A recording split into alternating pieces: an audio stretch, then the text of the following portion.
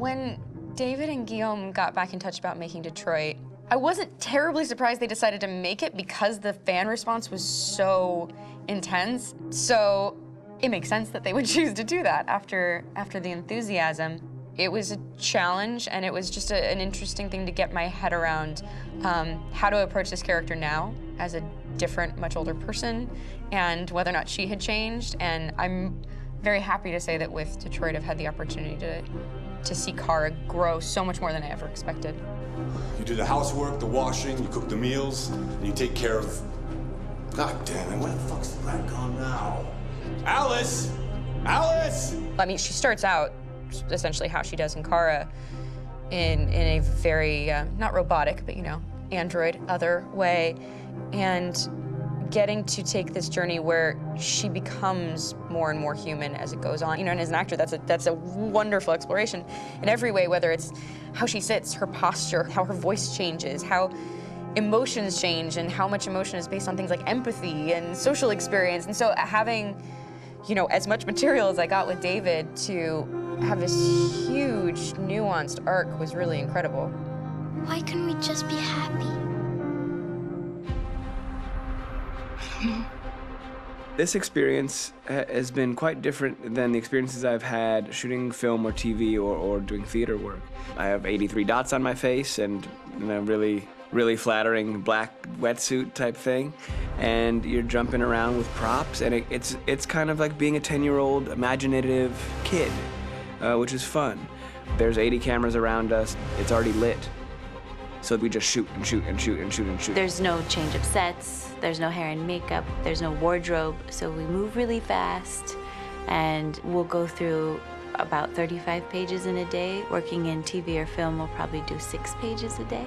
It's kind of acting boot camp. It's like working out constantly. I mean, you're doing this thing, and then you got to do something that's completely other back to back to back. And so that kind of process of working is very challenging, but it's also very exciting because you just have to keep coming up with new ideas, and your head goes all over the place because you're trying to keep track of basically 4 different storylines for each different response. You shot that girl, for fuck's sake. It was a machine that looked like a girl. Yeah, I know what I should have done. I just told you I couldn't.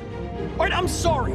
The fact that David Cade, he's telling like many stories interwoven from beginning to end is super complicated and super impressive, and I have no idea how he keeps it all in his head. He's not just the writer or the director who's seeing this from the outside eye, he's also thinking about the player walking through this space. You know, only somebody who really, really loves not the work, but like these characters and these stories and cares about doing something meaningful would invest that much in it. And it's always inspiring to work with somebody who cares that much. My experience with motion capture is this one. And I found it sort of terrifying in a way, because they said the computer's gonna build you. But then, as we got into it, I realized all the elements of it were still artistic. I just dipped into a really brilliant setup here. I've never seen anything like it. And this won't turn me into a product because I was playing a character.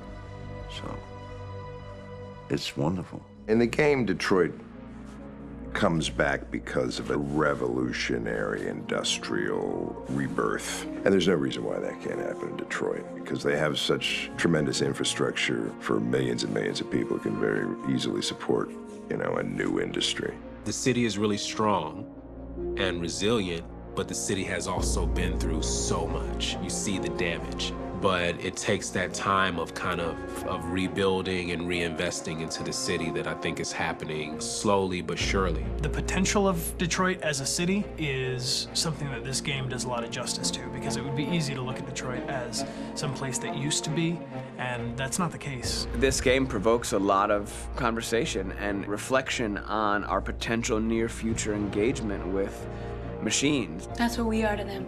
There's merchandise on display in a shop window. I think that a group that feels marginalized, feels like they deserve and have earned access to themselves and the environment around them, and are trying to figure out a way to articulate how to get freedom. What was I designed to be? Their slave? Their toy? It plays with your comfort levels. You think that this is fine, you're comfortable with it, until something blurs the line and throws you off, and now Do I feel differently about whether this should be allowed? Should it be banned? Should it be encouraged? You're gonna ruin our lives, and for what? For a bunch of machines? They are not machines! They are alive! I'm alive! You're alive! They're nothing! There are lots of comparable comparisons to any type of persecution of religion, race, etc., dating way back. It can't just be a video game where you shoot 'em up or where people make these choices to do whatever. I think that's the whole point. You have the choice, and you can either choose to go in one direction with your character or another. And I think that's going to be very telling about the gamer. Very telling. I think there's going to be a really strong reaction to this game, which has such a strong perspective. I'm that much more proud of it now to get to be a part of it because it's important. In this game, you're actively building and designing the character through not just what kind of shield does he have or what color hair does she have, but like their temperament and the way they deal with problems. The different endings to this game are so radically different based off maybe seemingly insignificant choices in the moment, but like life, they all add up. And can't play life again, though.